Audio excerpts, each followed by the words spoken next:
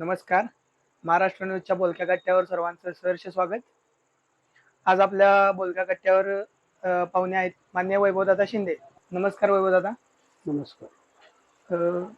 आजपर्यंतच्या ज्या निवडणुका झालेल्या आहेत त्याबद्दल आम्हाला आपल्याकडून म्हणजे जे आपल्याला अनुभव आलेले आहेत माननीय विलासराव शिंदे साहेब असताना त्यांच्या पश्चात आता महाराष्ट्राची विधानसभेची निवडणूक लागलेली आहे आणि या निवडणुकीमध्ये आपल्या इस्लामपूर मतदारसंघामधून शरदचंद्र पवार गटाचे राष्ट्रवादी काँग्रेस पार्टीचे उमेदवार म्हणून आदरणीय जयंतरावजी पाटील साहेब या मतदारसंघामधून अधिकृतपणानं निवडणूक लढवणार आहेत. या मतदारसंघाची पार्श्वभूमी बघितली तर माजी आमदार स्वर्गीय विलासराव शिंदे साहेब आणि जयंतरावजी पाटील साहेब यांच्यामध्ये 1990 साली एकमेकाच्या विरोधामध्ये निवडणूक झाली होती आणि त्यानंतरच्या निवडणुकामध्ये स्वर्गीय विलासराव शिंदे साहेब आणि त्यांचे संपूर्ण गट आदरणीय जयंतराव पाटील साहेबांच्या बरोबर राहिला आणि यामुळं त्यानंतरच्या झालेल्या 6 निवडणुकांमध्ये जयंतराव पाटील साहेबांना विजय हा मोठ्या फरकानं मिळत गेला आणि यामुळं आत्ताची जी ही निवडणूक होणार आहे ही निवडणूक सुद्धा नक्कीच जयंतराव पाटील साहेबांना मोठ्या मताधिक्यानं निवडून देईल अशी मला आशा आहे. माननीय आमदार जयंत पाटील साहेब यांच्या विजयासाठी आष्टा विकास आघाडी व आपले नियोजन काय असेल? आष्टा विकास आघाडी आणि जयंतराव पाटील साहेब यांचं अनेक वर्षापासूनचं दृढ नातं आहे. कारण स्वर्गीय विलासराव शिंदे साहेबांनी 1995 साली आष्टा विकास आघाडीची स्थापना केली होती. पहिल्या 2 पंचवार्षिकच्या निवडणुका एकमेकांच्या विरोधामध्ये म्हणजे गटामध्ये झाल्या असतील तरी सुद्धा त्यानंतर नगरपालिकेची निवडणूक बिनविरोध एकदा झाली आणि त्यानंतर आष्टा विकास आघाडीच्या वतीनं जयंत पाटील गट असेल किंवा विलासराव शिंदे गट असेल या दोघांनी मिळून आम्ही एकत्रितपणानं लढण्याचा निर्णय घेतला. यामुळं गेले जवळपास 25 म्हणजे पंचवार्षिक प्रत्येक निवडणुका या आष्टा विकास आघाडीने जिंकल्या आणि जयंतराव पाटील साहेबांची साथ सुद्धा या आष्टा विकास आघाडीला मिळाली. आष्टा विकास आघाडीच्या सर्व कार्यकर्त्यांनी स्वर्गीय विलासराव शिंदे साहेब यांचा आदेश मानून विधानसभेच्या निवडणुकीच्या वेळेला आदरणीय जयंतरावजी पाटील साहेब यांचंच काम करण्याचा निर्णय घेतला आणि यावेळेला सुद्धा आष्टा विकास आघाडीचे सर्व कार्यकर्ते जयंतराव पाटील साहेब यांचा प्रचार निश्चितपणानं करतील यात मला शंका नाही. मान्य जयंतराव पाटील साहेब यावेळी 8व्यांदा निवडणुकीसाठी अर्ज भरणार आहेत. मग त्यासाठी आपण आष्टा विकास आघाडीच्या मार्फत एक वेगळी काय स्ट्रॅटेजी तयार केलेली आहे का मताधिक्य वाढवून देण्यासाठी, आष्टा शहरातून लीड देण्यासाठी? आष्टा शहरामधनं गेल्या निवडणुकीमध्ये आदरणीय जयंतराव पाटील साहेबांना चांगलं मताधिक्य मिळालं होतं, पण यापेक्षाही जास्त मताधिक्य यावेळच्या 2024च्या विधानसभेच्या निवडणुकीमध्ये नक्कीच मिळणार आहे आणि यासाठी त्यांचा प्रचार जे चिन्ह तुतारी वाजवणारा माणूस आहे हे चिन्ह घराघरापर्यंत आम्ही पोचवण्याचा प्रयत्न करणार आहे. प्रत्येक वार्डामध्ये मिटिंग घेणं, त्याचबरोबर कॉर्नर मिटिंग, त्याचबरोबर कॉर्नर सभा, एक मोठी जाहीर सभा या माध्यमामधनं हा प्रचार आष्टा शहरामध्ये आम्ही राबवणार आहे. माजी आमदार विलासराव शिंदे यांनी मागील सर्व निवडणुकात आमदार जयंतराव पाटील यांचा प्रचार केला, त्याबाबत आपली भूमिका काय आहे? स्वर्गीय विलासराव शिंदे साहेब हे आमचे दैवत व नेते होते आणि त्यामुळं स्वर्गीय शिंदे साहेबांचा आदेश पाळणं हे सर्व कार्यकर्त्यांचं कर्तव्य म्हणून प्रत्येक कार्यकर्त्यानं शिंदे साहेबांचा आदेश आत्तापर्यंत जोपर्यंत साहेब होते तोपर्यंत मानला आणि स्वर्गीय विलासराव शिंदे साहेबांच्या निधनानंतर सुद्धा आम्हाला शिंदे कुटुंबियांना खरं म्हणजे सर्व आष्टा शहरातल्या कार्यकर्त्यांनी आधार देण्याचा नक्कीच प्रयत्न केला. त्यामुळं शिंदे साहेबांनंतर आम्ही पोरकं झालो असं आम्हाला वाटत होतं, परंतु आष्टा शहरातल्या तमाम सगळ्या बंधू भगिनी कार्यकर्त्यांनी सर्वांनी आम्हाला धीर दिला, आधार दिला.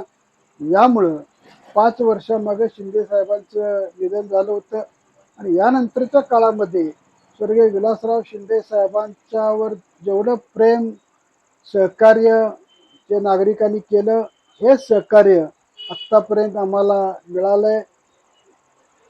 आष्टाव परिसरात मंत्री जयंत पाटील यांनी कोणती कोणती महत्वाची विकास कामे केलेली आहेत? जयंतराव पाटील साहेब राज्यामध्ये अर्थमंत्री होते, त्याचबरोबर वेगवेगळ्या खात्यामध्ये त्यांनी मंत्रिपदावर काम केलं आणि या माध्यमामधनं शिंदे साहेबांनी जी जी कामं शासनाकडं मागितली ती विकास कामं आष्टा शहराला देण्याचा प्रयत्न आदरणीय जयंतराव पाटील साहेबांनी केला. पण सध्याचं राजकारण वेगळंच चालू आहे.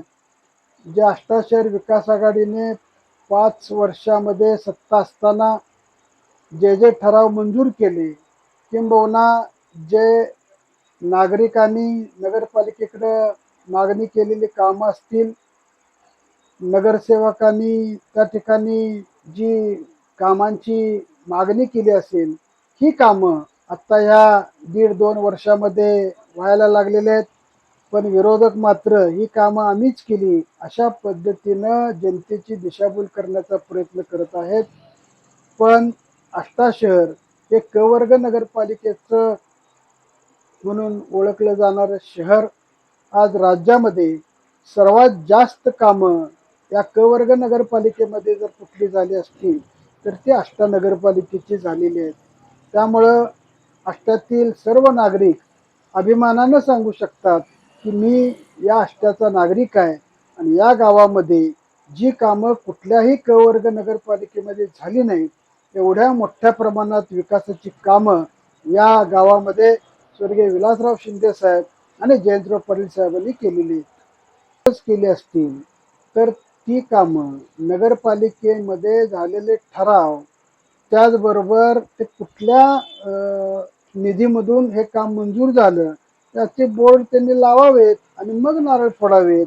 एखाद्या कामाचं नारळ फोडणं म्हणजे तुम्ही काम केले असं होत नाही. जनतेला सगळं माहिती आहे की तुम्ही कुठले नारळ फोडतायत, जनतेची कशा पद्धतीनं दिशाभूल करतायत, सर्व जनताही ओळखून आहे. कारण जर कामं विकासाची आजपर्यंत झालीच नसती तर आष्टा शहर विकास आघाडीची सत्ता ही सलग 5 वर्ष 5 टर्मला ती सत्ता आली नसती आणि त्यामुळं या ठिकाणी आष्टा शहर विकास आघाडीवर नागरिकांचा विश्वास होता आणि विश्वासही आहे. आष्टा शहरात गत वर्षी किती मतदान झाले होते व यावर्षी ते मताधिक्य वाढवण्यासाठी किती वाढवणार आणि ते सर्वांपर्यंत पोहोचवण्यासाठी आपण काय करू शकतो? आष्टा शहरामध्ये विधानसभेला लोकसभेपेक्षा जास्त मतदान होतं आणि गेल्या वेळेला एकूण झालेल्या तालुक्यातल्या किंबहुना मतदारसंघातल्या मतदानापैकी आदरणीय जयंतराव पाटील साहेबांना जवळपास 57% पुढं मतदान एकूण मतदानाचे झालं होतं आणि आष्टा शहरामध्ये सुद्धा जवळपास 6000च्या पुढं मताधिक्य जयंतराव पाटील साहेबांना मिळालं होतं आणि यावेळेला सुद्धा नक्कीच यापेक्षाही जास्त मताधिक्य आदरणीय जयंतराव पाटील साहेबांना मिळणार आहे. आपल्या आष्टा शहरातील युवक युवती, ज्येष्ठ महिला यांच्यापर्यंत तुतारी वाजवणारा माणूस हे चिन्ह पोहोचवण्याचं खूप मोठं आव्हान आपल्यापर्यंत आहे.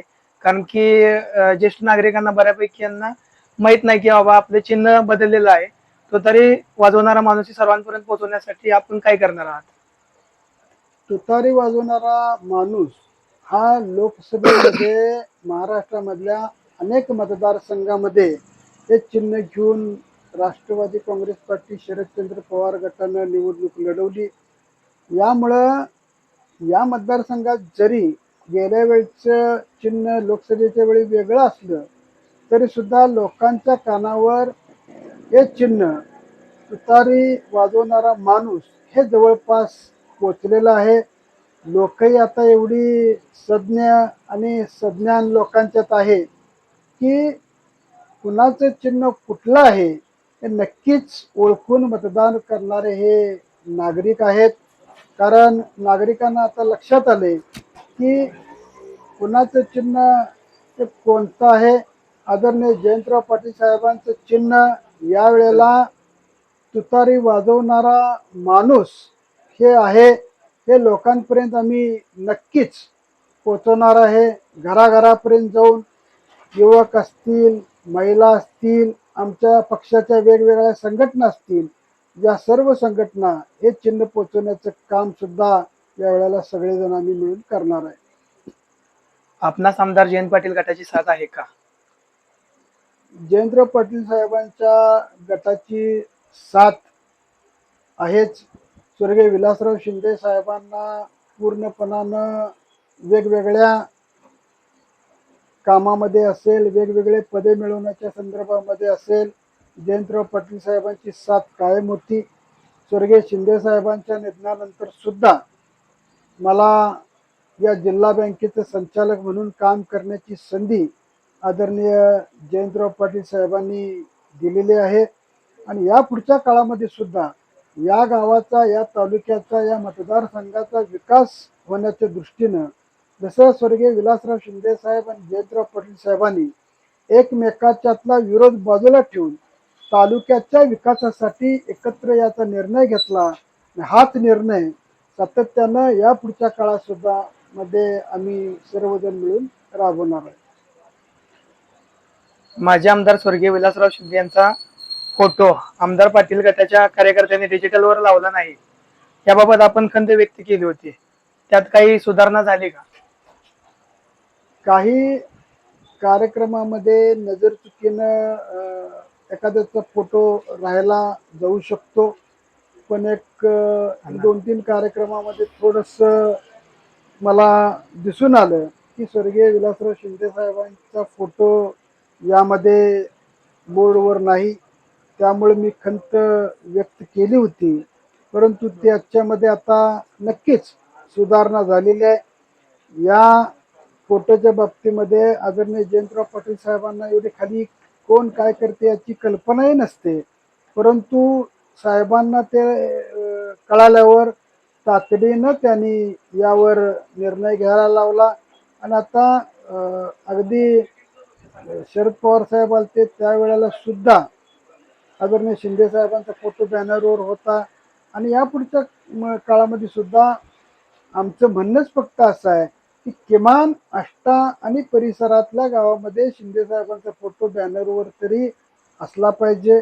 ज्या शिंदे साहेबांनी 20 वर्ष राष्ट्रवादी काँग्रेस पार्टीचा अध्यक्ष म्हणून हे पद निभावलं आणि पक्ष वाढवण्याचा प्रयत्न शिंदे साहेबांनी केला, आणि त्यांच्या निधनानंतर किमान या नेत्याचा म्हणजे शिंदे साहेबांचा फोटो बॅनरवर असला पाहिजे एवढीच आमची अपेक्षा होती.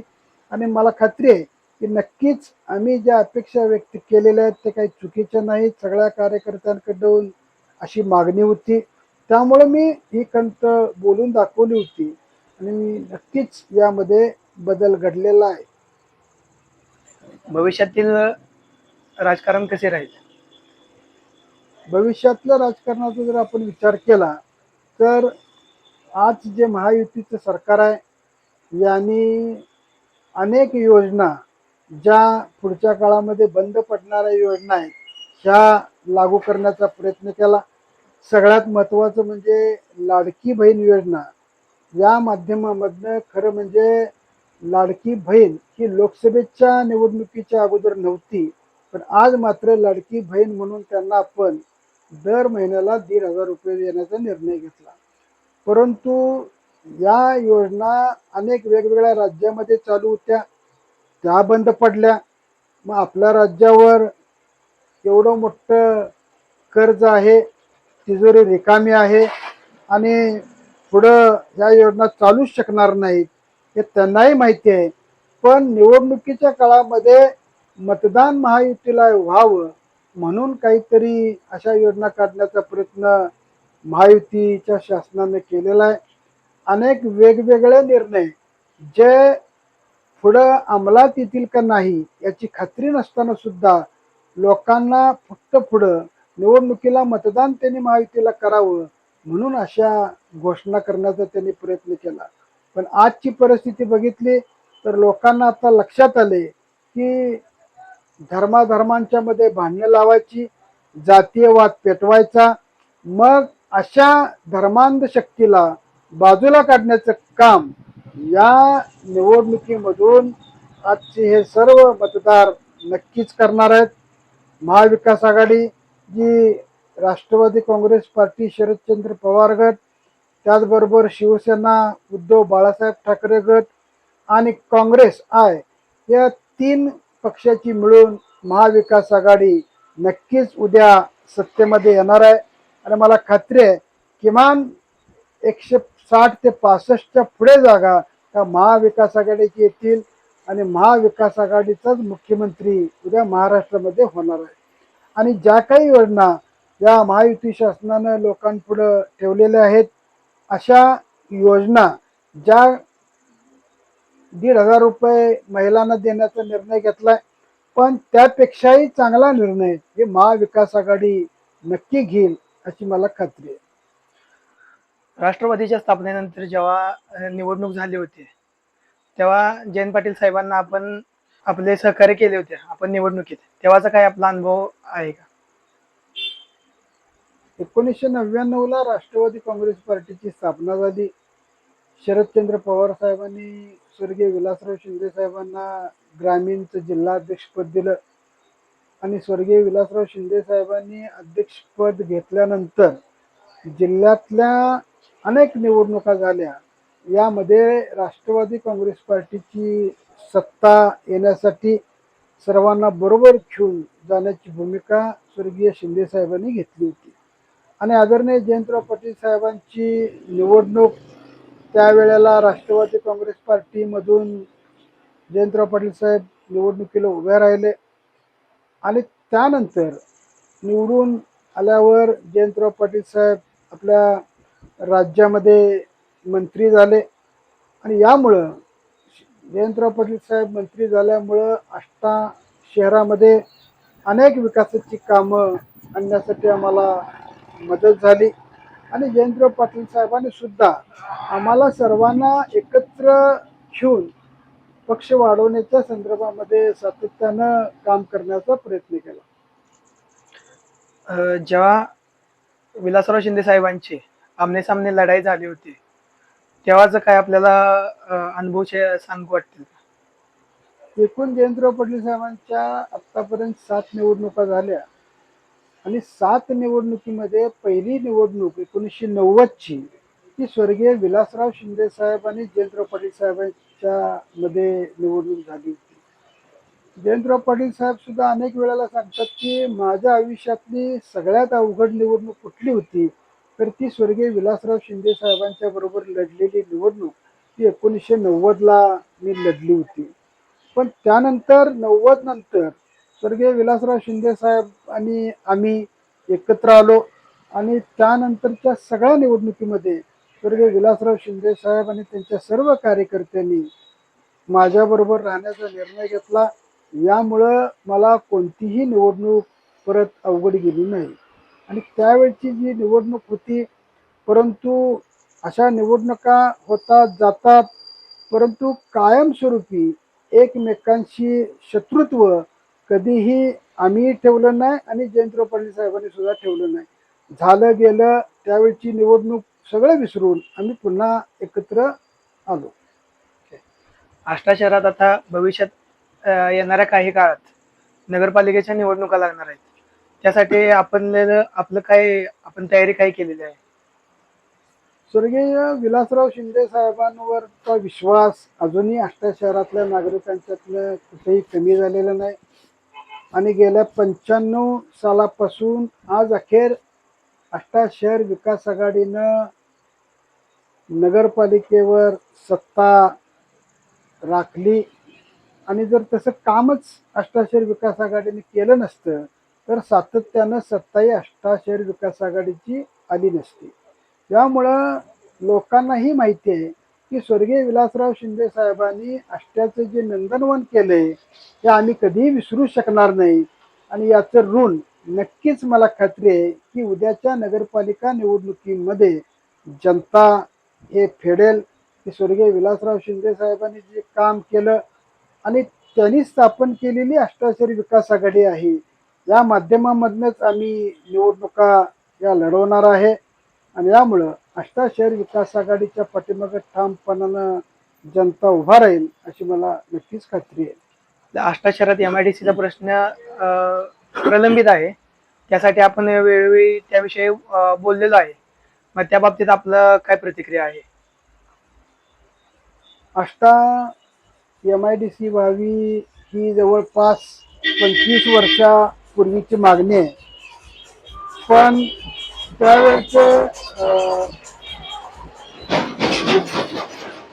त्यावेळचे उद्योग मंत्री पतंगराव कदम साहेब असतील, शिंदे साहेब यांच्या माध्यमामधनं जयंत पाटील साहेब या सर्वांनी एक MIDC आपल्या आष्ट्याजवळ मंजूर केली होती. पण काही शेतकऱ्यांनी कोर्टात धाव घेतली आणि त्यामुळं ती MIDC झाली नाही. मी अनेक वेळेला मागणी करत होतो की आष्टा MIDC झाली पाहिजे. यासाठी मी प्रयत्न केले. कारंदवाडीच्या साखर कारखान्याच्या जवळची जागा बघितली, परंतु ती जागा ही मीठ फुटलेली असल्यामुळे त्याचा पाया हा खूप खाली असल्यामुळं त्या ठिकाणी MIDC सहजासहजी होणं सोपं नाही. तरी सुद्धा आम्ही प्रयत्न केले होते. परंतु या पुढच्या काळामध्ये सुद्धा महाविकास आघाडीची सत्ता आल्यानंतर जवळपास जर तशी चांगली जागा मिळाली तर मिनी MIDC ही 100-150 एकरामध्ये सुद्धा होऊ शकते. अशी मिनी MIDC करण्याचा आमचा प्रयत्न राहील. आष्ट्या जेव्हा आपण अप्पर तहसीलदार कार्यालय जेव्हा आपण मंजूर करून आणलं तेव्हा आपल्याला कोणत्या अडचणीचा सामना करायला लागला होता? स्वर्गीय विलासराव शिंदे साहेबांनी 1980 साली वाळवा तालुक्यामधनं आष्टा तालुका व्हावा अशी मागणी केली होती. त्यावेळचे मुख्यमंत्री बॅरिस्टर AR अंतुले साहेब आले होते. त्यांनी सुद्धा ही मागणी शिंदे साहेबांची मान्य केली आणि आष्टा तालुका होणार अशा पद्धतीनं आशा निर्माण झाल्या होत्या. परंतु 38 वर्षानंतर मी आष्टा तालुका व्हावा, आष्टा MIDC व्हावी, आष्ट्याला ST डेपो व्हावा ही मागणी करून मी दुसऱ्या पक्षामध्ये म्हणजे भाजपमध्ये प्रवेश केला होता. त्यावेळेला ती मागणी मान्य करून आष्ट्याला अप्पर तहसील कार्यालय झालं. त्यावेळेला स्वर्गीय विलासराव शिंदे साहेबांनी सुद्धा उद्गार काढले होते की जे मला जमलं नाही ते माझ्या मुलानं करून दाखवलं. म्हणजे मी जर दुसरीकडं म्हणजे प्रवेशच केला नसता तर अप्पर तहसील कार्यालय झालंच नसतं. काही जण म्हणतील आम्ही केलं तुम्ही केलं, अरे पण वैभव शिंदेनेच प्रवेश केला नसता तर हा प्रश्नच सुटला नसता. आणि ते प्रश्न घेऊनच मी त्यावेळेला प्रवेश केला होता. परंतु काही अडचणींमुळं पुन्हा मला राष्ट्रवादी काँग्रेस पार्टीमध्ये काम करायचा निर्णय घ्यावा लागला आणि सध्या आम्ही आता जयंतराव पाटील साहेब यांच्याबरोबर काम नक्कीच करतो. आष्ट्यात छत्रपती शिवरायांचा पुतळ्याचा प्रश्न प्रलंबित आहे. त्याबद्दल प्रत्येक आष्टेकराच्या मनात एक प्रश्न येतोय की आष्ट्यात छत्रपती शिवरायांचा पुतळा कधी होणार? त्याबद्दलचं आपलं मत सांगावं. स्वर्गीय विलासराव शिंदे साहेबांनी छत्रपती शिवाजी महाराज सेवाभावी संस्थेची स्थापना जवळपास 2017 साली केली आणि त्यानंतर याचं कामकाज चालू झालं.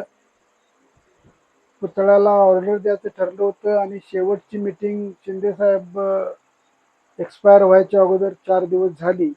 आणि त्या दिवशी ठरलं होतं की 17 जूनला आपण पुतळ्याकार जे आहेत त्यांना एक 4 ते 6 लाख रुपये निधी ॲडव्हान्समध्ये द्यायचा असा निर्णय झाला. पण त्याच दिवशी शिंदे साहेबांचं पहाटे निधन झालं. त्यानंतर परत शिंदे साहेबांच्या निधनानंतर मग पुढं या कमिटीचं काय करायचं वगैरे असं आमच्यात चर्चा होऊ लागली. त्यात 3-4 महिने गेले. त्यानंतर महापूर, कोरोना यामध्ये 2-2.5 वर्ष गेली. मग आम्ही सगळ्यांनी निर्णय घेतला की आता विशाल भाऊ शिंदे यांना आपण या कमिटीचा अध्यक्ष करूया. नगरपालिकेमधले सुद्धा ठराव छत्रपती शिवाजी महाराजांचा पुतळा या ठिकाणी करायचा निर्णय त्या ठरावामार्फत घेतलाय. त्याचबरोबर डॉक्टर बाबासाहेब आंबेडकरांचा पुतळा सुद्धा करण्याचा निर्णय आपण नगरपालिकेच्या ठरावामधनं करून घेतलाय. चबुतरासाठी सुद्धा जे पुतळ्याला चबुतरा होणार आहे त्याच्यासाठी लागणारा निधी सुद्धा नगरपालिकेच्या माध्यमामधनं द्यायचा ठराव नगरपालिकेनं आम्ही करून ठेवलाय. आणि नंतर मग उगाच कुठेतरी कसला तरी पुतळा बसवायचा की ज्याला कुठलीही मान्यता नाही आणि कुठलाही त्याला ठराव नाही आणि कुठेतरी मग आम्हीच केलं म्हणायचं, हे सर्व खरं म्हणजे जनतेला दिशाभूल करण्याचा प्रयत्न झाला. पण आता पुतळा जवळपास तयार झालाय. ही निवडणूक विधानसभेची झाल्यानंतर आम्ही नक्कीच हा पुतळा आष्टा शहरामध्ये उभा करणार आहे. स्वर्गीय शिंदे साहेब असताना आष्टा शहर विकास आघाडीला निवडणूक आष्टा शहरातील नगरपालिकेची निवडणूक ही वन वे होत होती. पण आता असे चित्र तयार झाले की बाबा चुरशीची लढती होणार आहेत. हे असं चित्र का निर्माण झालेलं आहे? निवडणूक लागल्यावर नंतर आपल्याला कळेल हे जे सगळं आहे ते नुसतं फुगवट आहे. आळावावरचं जसं पाणी असतं तसं हे सगळं वातावरण आहे.